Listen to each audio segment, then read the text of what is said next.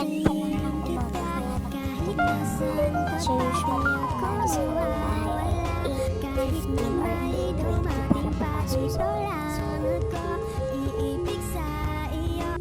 Hello guys! Time check. It's already 8:20 in the morning. So ang ganda ng panahon. Ayan.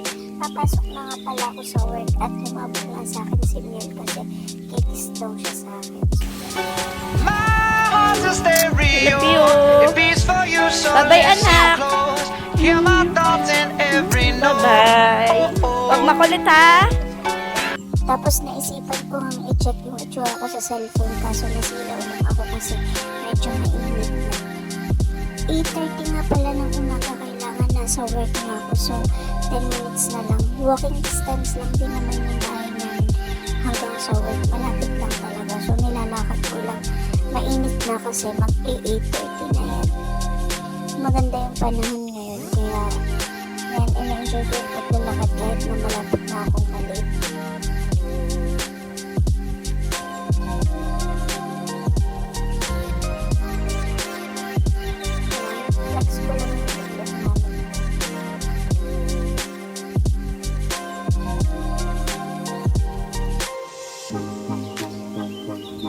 Tapos check ulit ng itsura sa cellphone niya. Tapos malapit na nga pala yung work ko yun. Yan, check po ako nag-work. May shop po pala siya. Yan, sa mga mahilig po mag-meet. Ito mo kayo bumili sa amin sa Happy Proof. Yan ako sa work. So, medyo mainit po yung tea kaya dahan-dahan po. So, ayan. Tapos nga, tinanggal ko na yung net. Tapos, itinaas ko na yung tapos, nilinis ko lang ng konting kalat para malinis yun.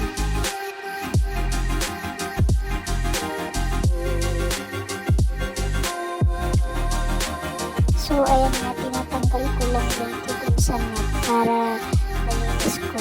Tapos, yan, kumukuha ako ng plastic para naka-plastic pag tinapon sa basurahan para hindi siya ganun kakalat. So, yan.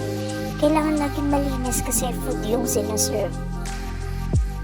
Tapos, ayan nga, may bumili na. So, siserve ko lang yan. Pumapasok nga pala ako ng 8:30 ng umaga. Tapos, lumalabas ako ng 9 p.m. sa gabi. Pero minsan maaga din. Depende kung wala na bibili. Di nag-close na kami ng mas maaga. So, ayan. Hanggang dito na lang muna. Isa-serve ko muna yung tinila. Thank you for watching!